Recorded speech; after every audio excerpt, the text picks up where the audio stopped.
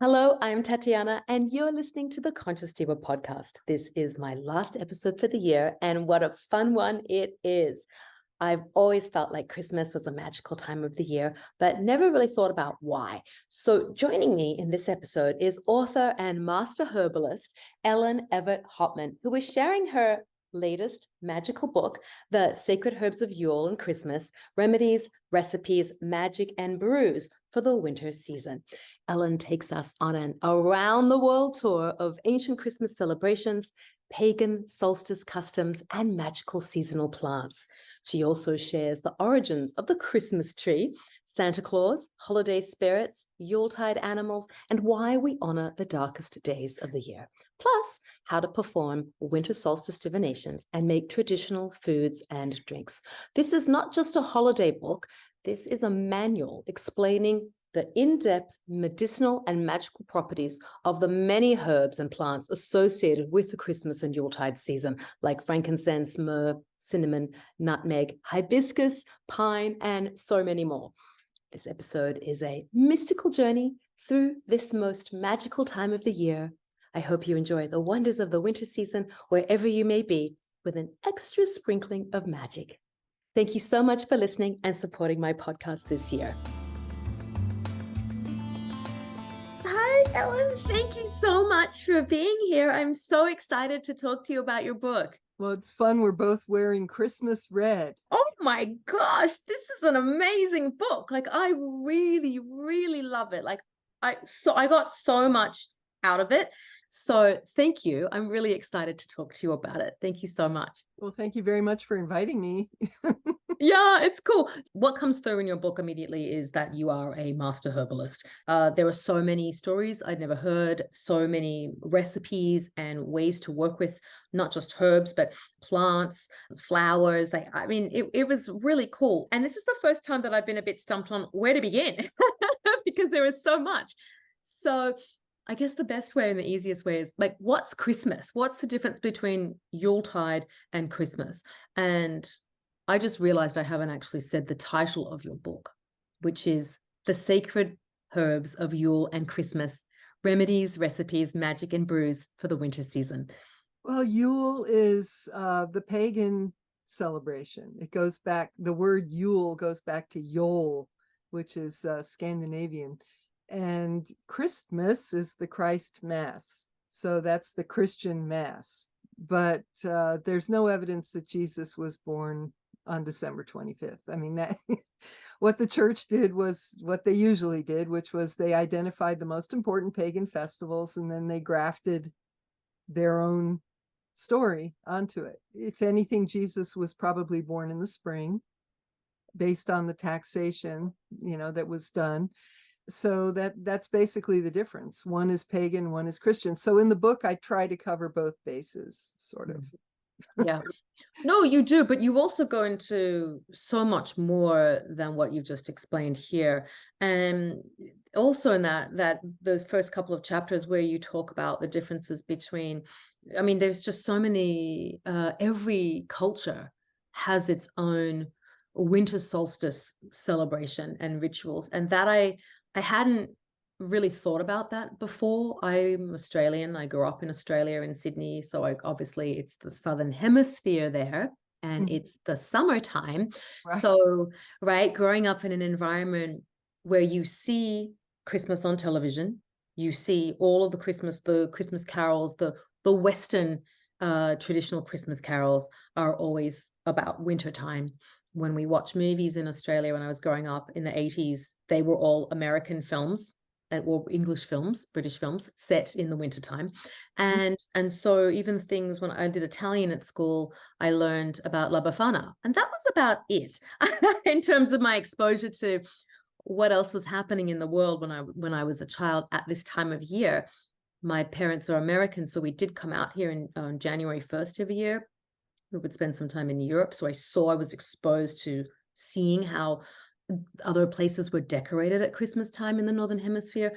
But so what I'd really like for you to just weave in this story. There's these gift givers that are all around the world. Share a little bit about who these gift givers are, how they differ in different cultures, and where we landed in the United States with Santa Claus.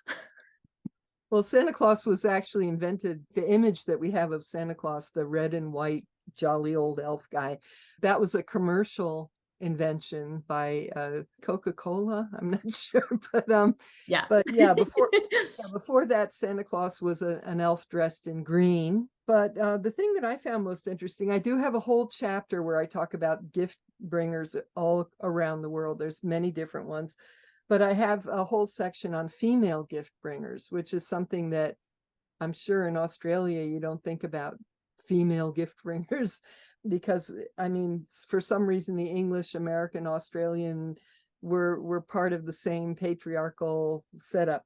But like you mentioned, in Italy, there's La Befana who comes down the chimney, and that there's a whole lot of lore associated with chimneys and why that happens. Santa Claus also comes down the chimney, even if you don't have a chimney.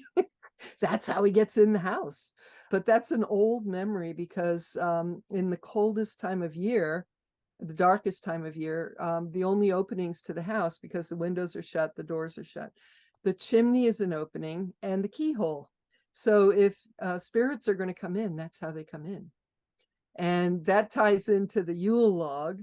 But that's a whole, okay, let's get back to so in Scotland and Canada, New Brunswick, there's Mother Goody who comes. In other places, Aunt Nancy, Mother New Year, Queen Mab, the Christmas fairy.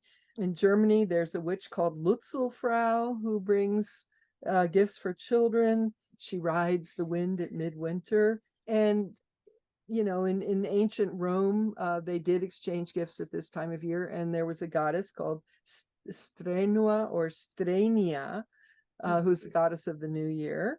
And of course, there's the more familiar male ones, Saint Nicholas, who was a 4th century bishop who was very generous to the poor and eventually morphed into a gift bringer. He still brings gifts in the Netherlands, and in Germany, he travels with Belsnickel, who carries a switch. I don't know why, but the Germans always have to have this kind of punishment aspect to things. But anyway, in Austria, there's St. Nicholas travels with Klaubauf, who has dark, shaggy fur, the horns of a goat, and clanking chains. In Lower Austria, it's Krampus. And Krampus is making a comeback these days. I mean, he's becoming more popular internationally, but he's a giant horned demon with a whip who has a basket on his back where he carries away naughty children. And if he's scaring the kids, St. Nicholas steps in to comfort the kids. In Romania, there's Old Father Christmas. In Basque country, there's a wild shepherd who comes down from the hills bringing gifts. Of course, in the US, it's Santa Claus. In Sweden, it's the Christmas goat. I love that. Yeah, and the Christmas goat is an interesting figure, because the spirit of the grain, and that's a whole other topic. I have a whole chapter just on grain lore, but the spirit of the grain is usually personified as an animal, could be a wolf, could be a goat. When you see the wind moving through a field of grain and the grain is kind of waving, that's the spirit of the grain. You see it. And that spirit is what keeps the grain growing. So it's very important to honor that spirit. But anyway, the Christmas goat is a straw goat made out of straw. In Orkney, there's a straw, it's called the straw bitch, or it's a dog, it's a female dog spirit.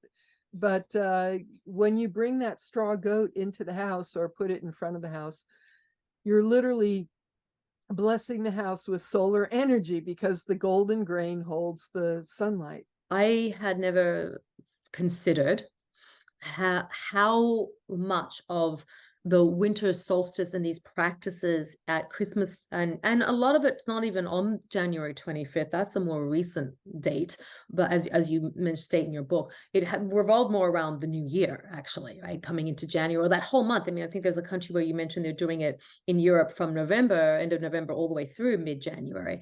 And that's incredible, with celebrations and rituals and fire ceremonies. It's Yuletide. It's the season of Yule. Yeah. Yeah, which I hadn't really, again, I hadn't this was a very informative educational book for me. I had never thought about how long, which sounds silly because I've lived in the Northeast for 26 years and I've just never considered that length of time, because we live in such a, I'm ingrained in such a Western modern culture that I hadn't taken the time to really consider these. So that was one of the reasons why I really enjoyed reading your book. There was just so much history in here. And so on that topic, with what you just said about the sun coming in, there are so many solar rituals around. And can you just expand on a little bit of these? Because there was many, and they're really beautiful celebrations of honoring. The grain in Austria, for example, I was born in Austria. You see a lot of Christmas tree ornaments that are made out of wheat and hung on the tree.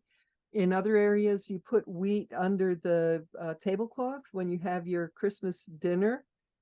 And again, it's all about bringing the solar energy, because you're in the darkest time of year, not in Australia, but, in the northern hemisphere, this gets but we're in the darkest time of year, and the fear is the sunlight going to come back, and are the crops going to grow, and is everything going to come back, are the trees going to get green again, and what's going to happen?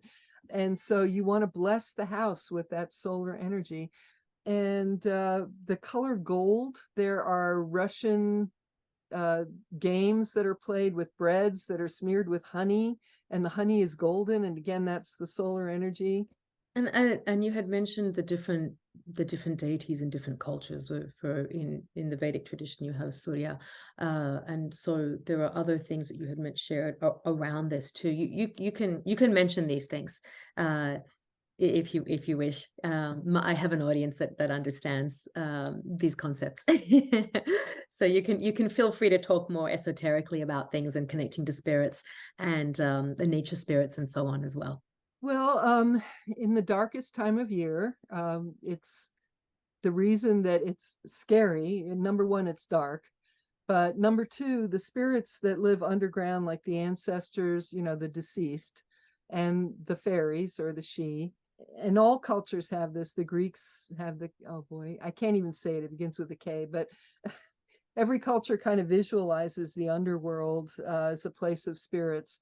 And the spirits tend to come up in the dark half of the year or the darkest part of the year, because it's the part of the year that most resembles where they live. So that's when they feel the most comfortable coming up.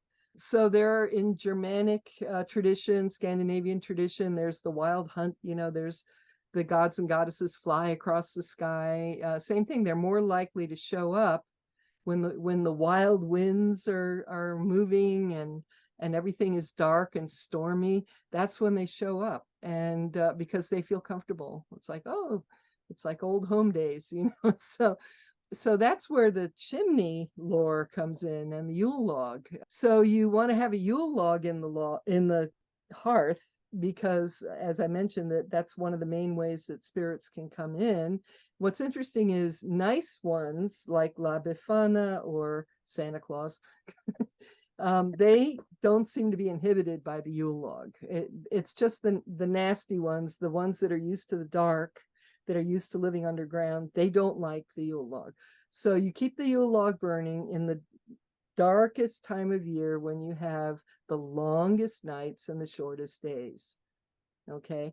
Mm-hmm. And in the book, I talk about many different cultures. I talk about Polish tradition, Russian tradition, Italian, Irish. I mean, I go into all of them. I give recommendations for meals and based on those cultures and so on.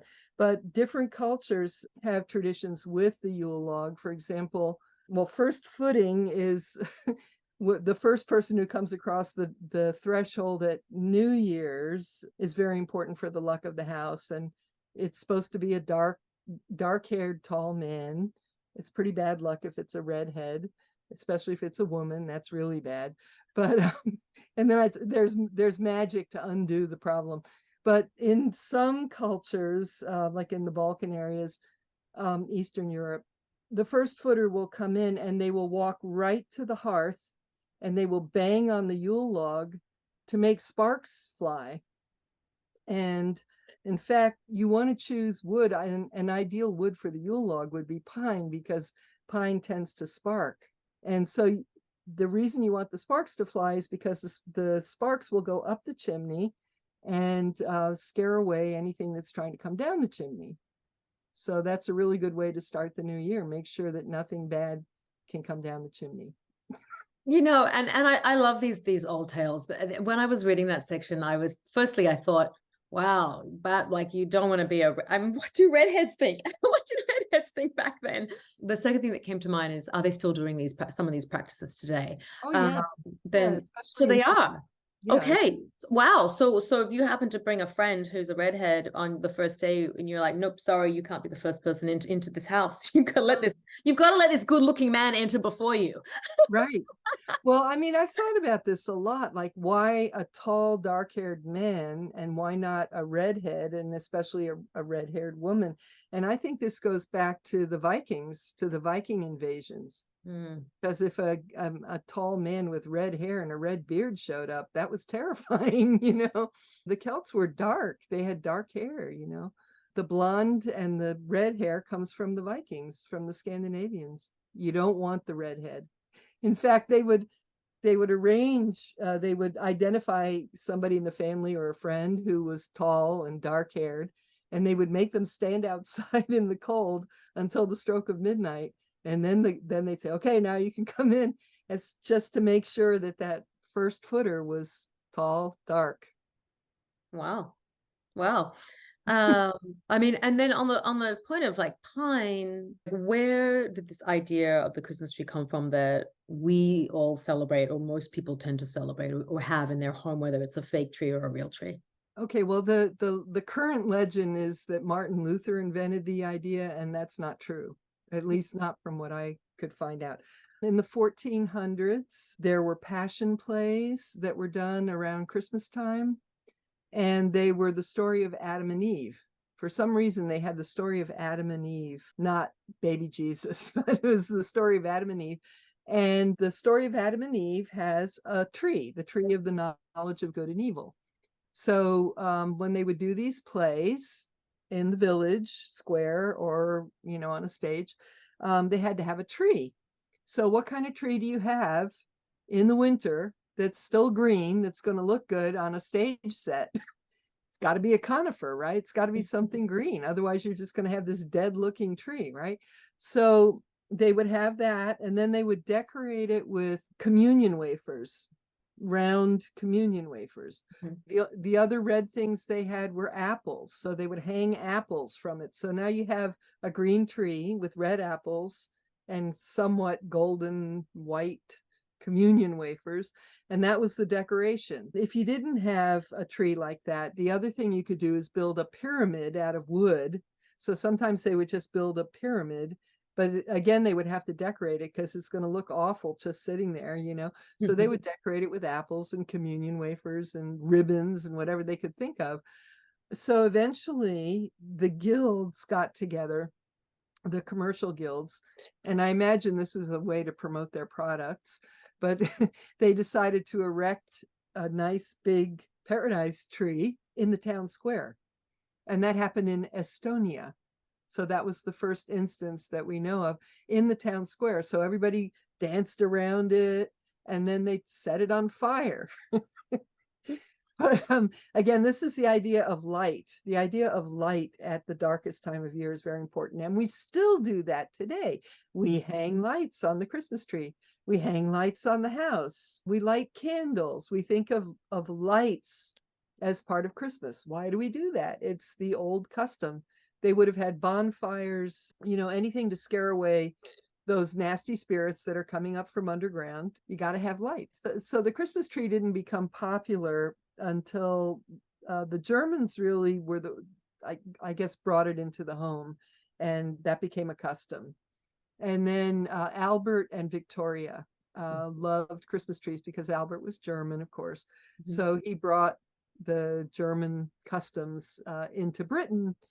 And so once the Queen Victoria gave it the seal of approval, everybody needed to have one. So from then on, it became a thing. And there are so many, well, actually, what I just wanted to have you go back and explain is the idea of the spirits coming down the chimney and Santa Claus being a spirit.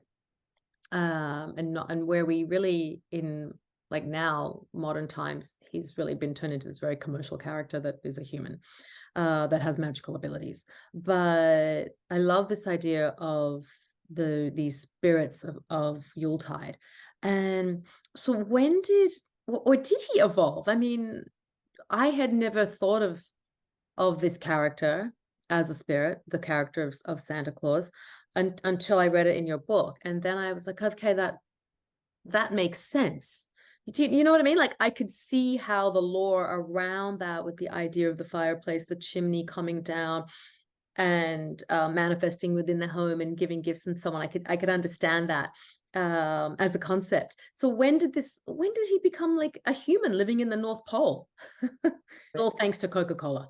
Yeah, it was. They just made it up.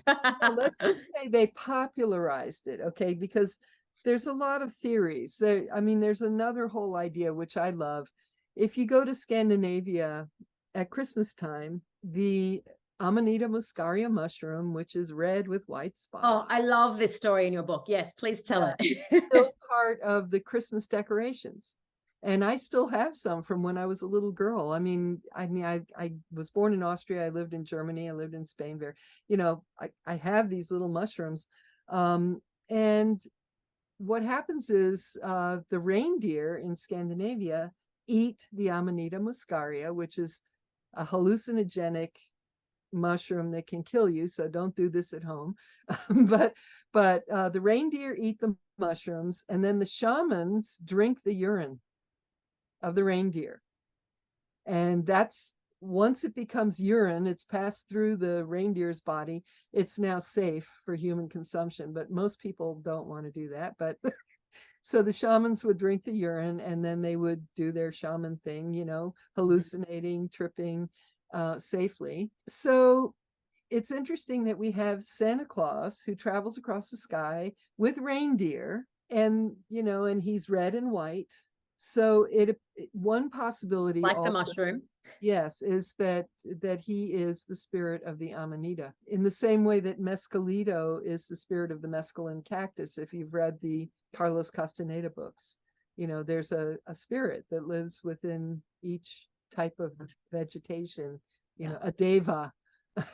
Yes, I know. Deva of the Amanita mushroom. I love that. I loved that story, and I had to share it with my family, because I was like, oh guys,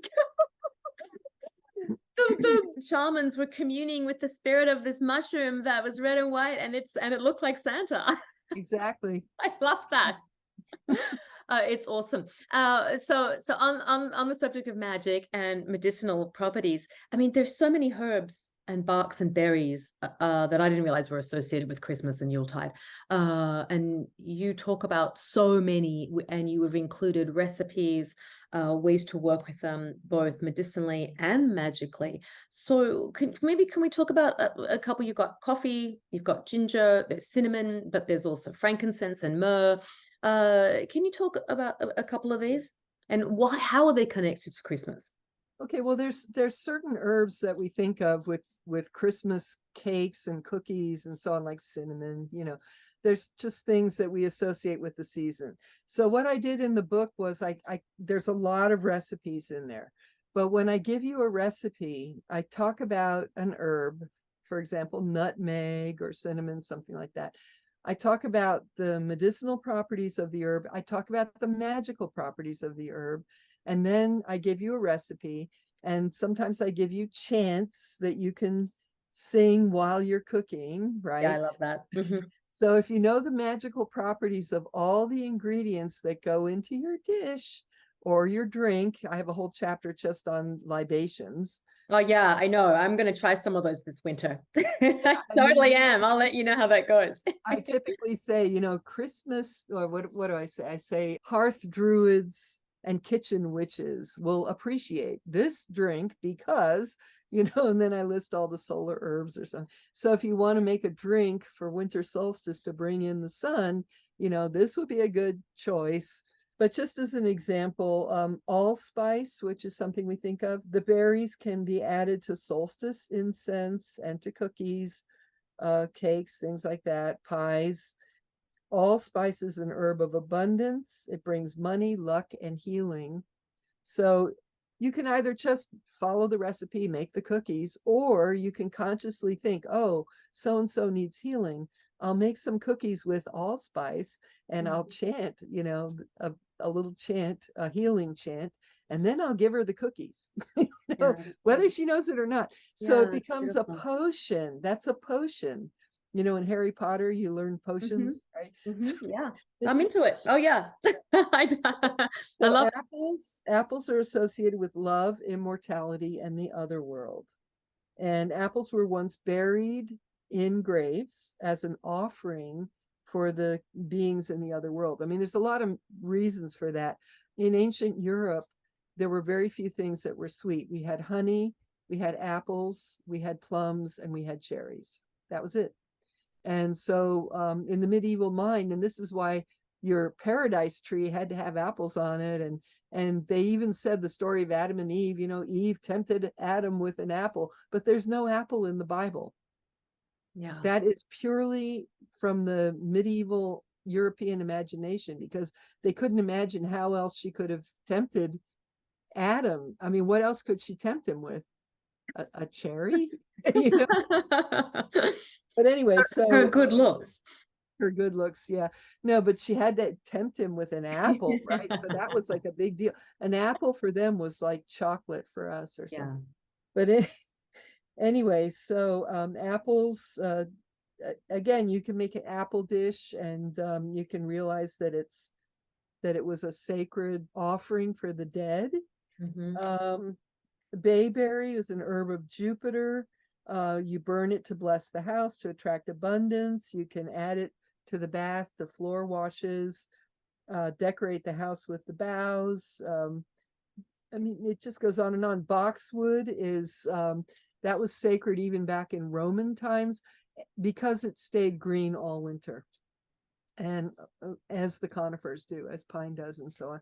And things that stay green all winter are considered herbs of immortality. So it's very good luck to bring those things into the house. So holly, bayberry, boxwood, put them on the altar, or instead of a pine Christmas tree, you can have a boxwood tree, which would be nice. Also, plants that stay green all winter in the cold like that. I think I have a whole section on, I can't remember. I have so many books. I have 16 books. I know, it's fantastic. I think there's a whole section on herb magic, isn't there?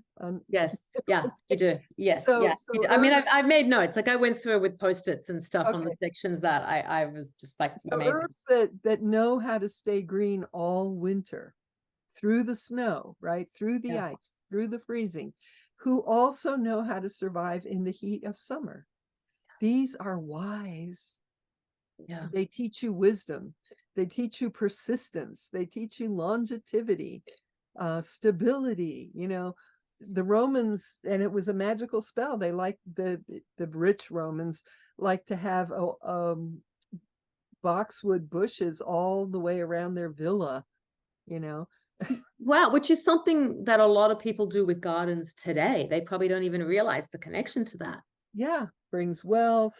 And then I talk about cacao or chocolate, which was a ritual drink of the Mayans and the Olmec. Cacao was sacred. It was brought to earth by the god Quetzalcoatl, who's the flying serpent. And flying serpent, there's a lot in that, because serpents dwell underground, and things that have feathers fly in the sky. So Quetzalcoatl is like cosmic. He's earth and sky. This is a big deal. Anyway, so he brought it down from the celestial realms on the beams of the morning star. Isn't that beautiful? It is. It's so beautiful. But it was so sacred that only nobility and priests could drink it. It wasn't for the common people. And I mean, We abuse so many things. Like we abuse tobacco. Tobacco is a beautiful plant. It has deep spiritual properties, and people just smoke it like it's nothing, right? And the same thing, we eat chocolate like it's nothing, Yeah. and this is considered a celestial gift that was brought by the gods. But it was considered to have the powers of love and to make people come together. So if if you wanted to bring a group together, you would give them a little drink of cacao or chocolate. And that's something to think about if you have a coven or a grove or a spiritual group.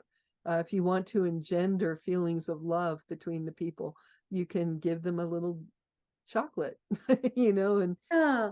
story. I loved that. I loved that. And I thought of the book like Water for Chocolate that was written about 20 or Oh so, yeah, 25 yeah, years ago, which had a lot of the ceremonial aspects in there. yeah. But yeah, please continue. I mean, I thought there were so many beautiful aspects about the cacao, and yeah, we totally abuse well, not just cacao and tobacco, but I think that there were a lot of other herbs that are used as incense and just everyday types of things, like ginger. We don't even realize there's potent properties to ginger. Oh, it's very magical. Yeah. Very. Queen Elizabeth the First invented gingerbread cookies. Yeah. Gingerbread men and little figures, and she was very magical. She had alchemists and magicians who advised her. So I wouldn't be at all surprised if she wasn't just doling those out as a kind of spell. But, anyway, so back to the herbs. These are just little thumbnails. I mean, I have whole pages about each of these, but hibiscus has red flowers. Things that are red have to do with passion and love. So hibiscus flowers can be burned as incense. You can put them under your pillow, have them in the bedroom, and you can serve hibiscus libations at your Yule gathering. In the Caribbean area, there are drinks. There's a drink called red drink, for example, but I give recipes for all these things made with hibiscus, which is a Christmas drink. Yeah, I And didn't know that. I only think of hibiscus as like a flower from like a tropical flower almost, that because you see it in Hawaii. the red color is part of the magical. Red is passion. Mm. So red flowers are like the higher octave. So holly, we still think of holly with Christmas, right? But back in Roman times, 2,000 years ago and further back, holly was very much part of Christmas, or they didn't call it Christmas. They called it Saturnalia in honor of the god Saturn, who's the god of the harvest. But they exchanged gifts, and they would decorate the gifts with a little sprig of holly. Holly has red berries, of course, and it's a warrior tree. It's an herb of immortality because it stays green, but it protects the home. It's a warrior tree. So if you grasp holly leaves in your hand, it's going to prick you and could even draw blood, right? And Yeah. then the red berries look like drops of blood. So it's definitely a warrior, and you would plant holly around the house to protect you from fairies, ill-intentioned fairies. There are nasty ones and there are nice ones. And any crop that you wanted to protect, you could put a hedge of holly around there. Anyway, juniper. Some people are concerned about cultural appropriation. They don't like to burn sage for purification because they feel like it's disrespectful to Native American cultures. So in Northern Europe, we did the same thing, but we used juniper. That was the classic Northern European herb. And in fact, in Scotland, you smudge the whole house with it. You put it in the hearth, and you would also hang it in the barn, and you would smudge the barn. And yes, smudge, I use that word. I know Yeah. some people say you can't use that word, but what I, else? I have some too. I've got a bundle of juniper wrapped up in rope, and it sits in a shell, and I use that to cleanse. Exactly, because Yeah, what else would you smudge it call up. it? You go in the barn and you smudge the barn with the juniper, you smudge the house. Ancient temples were purified with juniper smoke, and the scent of juniper. Now, this is something that I'm sure the Scottish Presbyterians weren't thinking about, but the scent is supposed to increase your powers of prophecy and to empower your contact with the gods and the ancestors. Mm. So it's opening your third eye kind of, and the spirits also. So it's enabling you to see things. Anyway, so you can hang it around, you can hang it on the door, you can hang it on the gatepost, you can burn it to bring in good energy and ward off bad energy. Should I go on? There's more. Yeah, I mean, so talk about the pine, because you mentioned it a little bit, but and in its relation to being used as a Christmas tree for obvious reasons, being the only thing that was available that was green. But you have a section on the conifers and other conifers in here too. So yeah, so talk about that. Not in addition to its use as a Christmas tree, you have other stories in here about it. It's also a tree of peace, and there's a lot of symbolism around the peace aspect because the branches bend easily, and it has a very sticky sap, which is brings people together, and it's humble because it's willing to bend, you know, and you can burn the needles to attract peace to the home. Mm-hmm.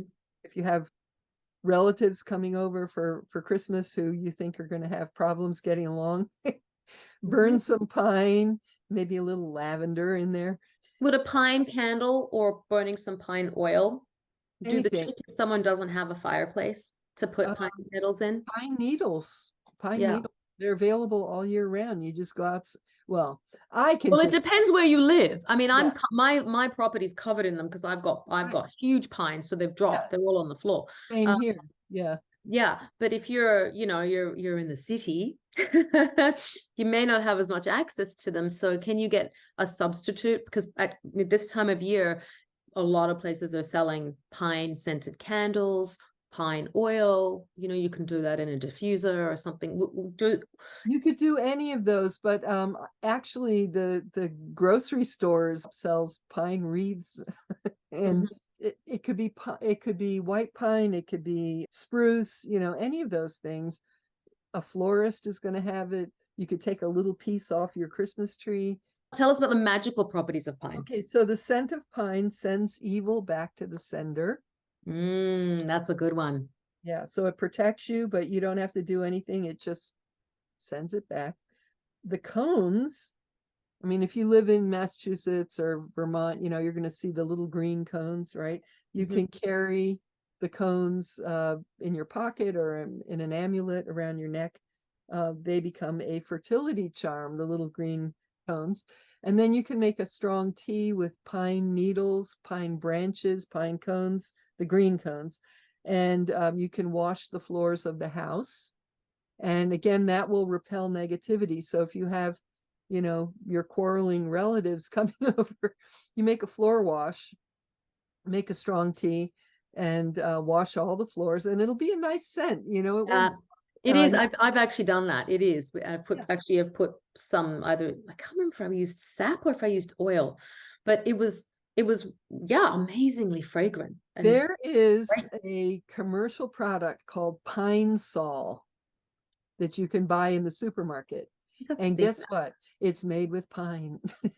So if you put a few drops of that in the water and wash the floors, you're all set. I mean, cool. But I mean, if you're a magical practitioner, while you're doing that, you know what you're doing. You're doing it to send any negativity back to the sender, and also to protect against illness. That it does that. And then if you can find a pine branch, I just had a pine that fell behind the house, a whole tree. So I'm set, for the winter. You take a branch of pine and you just hang it over the front door. And everybody who comes and goes will be in that energy. Yeah. So it'll bring peace. It'll repel negativity. It'll attract health. And the person coming and going won't even know. Beautiful. And don't we all put it on our doors? I mean, people are hanging the pine wreaths on their door. Why? So people coming and going get blessed by this thing. I love it. Yeah. And if somebody's sick, it's a really good plant if you can get a pine bough and hang it in the sick room to attract health, and also put a few drops in water and wash the floor, Cleanse the air, essentially. Yeah. Well, in ancient times, they didn't have bleach, they didn't have Listerine, they didn't have anything like that. They had aromatic plants. that was what they used. So vinegar or aromatic plants. So pine is aromatic, anything aromatic, juniper, pine. And that's how they clean the sick room. Rosemary was a classic. Thyme is another one. I love that. I don't want you to tell all of your your secrets. You want people to buy the book, because this is also a book that you can use it time and time again, not just at Christmas, because there's so many fantastic recipes in here. So come up and explain it. What's wassailing? Am I pronouncing that correctly? Yeah, wassail. Well, wassailing is a British tradition, and it's coming back. But in Wales and of course Britain, people would go door to door carrying a wassail bowl, which was filled with a drink called lamb's wool. And I give a recipe for lamb's wool. And it's called that because it was kind of frothy and looked like wool, I guess. And then they would go through the town with a wassail bowl, and it was decorated. It might be on a tray with, again, pine boughs, ribbons, apples, who knows. But then people would take a drink from the wassail bowl and then give coins or food or something in exchange. And then the wassailers who were singing and carrying the bowl could then have a party afterwards. The part that I really like about wassailing is you can wassail the trees. I love that custom. And I have a whole section on that. But you identify the tree in the orchard that is the most productive. So the best apple tree in the orchard, for example. And then you would go to that tree and you would honor it. And you would put toast. For some reason, toast was a big deal. I don't know. But they would put pieces of toast in the tree, and I guess that would attract birds. Yeah, I was thinking. Yeah, but they would also float toast in the wassail bowl, so toast was a big deal. But anyway, and then you wassail the tree. You honor it. You pour some of the drink on the ground, and you drink the wassail, and you sing to the tree. That's cool. I think we forget to honor our plant neighbors, right? Mm-hmm. So, Ellen, is there anything else you would like to share from your beautiful book, The Sacred Herbs of Yule and Christmas? So many great recipes, great remedies and stories, and just a really so well written. And you can really feel your passion and your knowledge of all the plants. Everything, just so much came through. It was so beautiful. I love it. This book is not going on the shelf. It's staying out. Well, it is a reference book. Yeah. I just want to mention, is it okay to mention another book? Absolutely. Okay, so there are now 3 in the series. One is The Sacred Herbs of Spring, which is magical healing and edible plants to celebrate Beltane. So it's the same idea, which is the magical properties, the medicinal properties, and the lore around spring plants. And then there's the Sacred Herbs of Samhain, plants to contact the spirits of the dead. And the Samhain book, the Sacred Herbs of Samhain, because fall is when you gather roots, it focuses more on roots and seeds. And then the Beltane book, the Sacred Herbs of Spring, concentrates on foods and herbs that come up in the spring and early summer. And again, with lots of recipes. And all 3 books, there's a ritual, there's a full ritual. The Sacred Herbs of Samhain has a ritual for the Morrigan, who's a triple Irish goddess. The Sacred Herbs of Spring has a ritual for the goddess Flora, who's the Roman goddess of flowers and vegetation. And then the Sacred Herbs of Yule, which we've been talking about today, has a ritual for the Cailleach, who is in some areas the goddess of winter, the land goddess. And then I just want a quick mention, a more kid-oriented book is this one called Once Around the Sun, Stories, Crafts, and Recipes to Celebrate the Sacred Earth Year. And there are a lot of herbs in this one as well. But what I do is I go through the Wheel of the Year and all the festivals, and there's beautiful oil painting. Oh, I saw that on your website. I think I saw that picture of the mermaid. Really beautiful. And this one again, that's Polish summer solstice. I go through different cultures. Irish, this is a story about a young druid. So there's Irish, Polish. This is Bridget, the young Bridget. Well, and And also this book, this current book also has really great color plates too. And I was impressed with that because often you don't have the beautiful color illustrations in a book. right, and I was lucky. The cover was really well done too. Yeah, And it's beautiful. yeah, the Inner Traditions has in-house artists who put that together. They did That's a wonderful. Well, yeah. as you were showing me those books, I thought maybe you could come back on another time in the new year and we can talk about spring, going into spring, but also connecting more to how do we connect to the spirits of the land? How do we connect to these hidden folks? And now as the earth is awakening, it's coming into the springtime, how can we then tap into and commune with what lives around us, perhaps whether we live amongst in and around nature or are we in a city? What can we do? Because I think there's often people are wanting to know these things. What can I do to bring this into my life more? And nature is much smarter than we are, and nature is Mm. always trying to provide, you know. Nature's always trying to take care of us. That's what nature does. And it's just that people are forgotten. We used to know this stuff, but people are forgotten, and so they will mow it down or they'll try to poison it or something, you know, but Mhm. it's all there if you look. I know, I know. I had when we bought our property, all this whole row of mugwort grew up. And Mm. there had been, we have a barn that we converted into a guest house, and there had been people living in it for 5 or 6 years who had terrible energy. And it was so interesting. The mugwort came up about it was the winter when we bought the property, November, and then it was a lot of snow that winter. And then in the spring, and I had done a lot of work to cleanse and move things through, smoke, smudge the house and other things. And then here, this perimeter of mugwort grew like a force field, like a literally this beautiful protect, like cleansing energy to just get rid of any, potentially remaining energy from these people. And it was incredible. I was just like, wow. My husband was like, oh my God, what's this weed? And I said, it's not a weed. Like, you're not touching that. You're not touching the plants. It's here You for know, a reason. in Anglo-Saxon tradition, there were 9 sacred herbs, and don't ask me what they all were because I don't have it memorized, but plantain was one and mugwort was definitely one. And there's a charm called the 9 herbs charm, which you can look up, and I should write it down. But anyway, I'm sure it's in one of my books somewhere, but mugwort was considered one of the greatest healers, and they would, if you had a wound, you could poultice a wound with mugwort, Yes. you know. And it was also a dreaming herb because it opens your third eye, you know. If you drink a strong mugwort tea, I've had this experience, you'll see things. but, Yeah.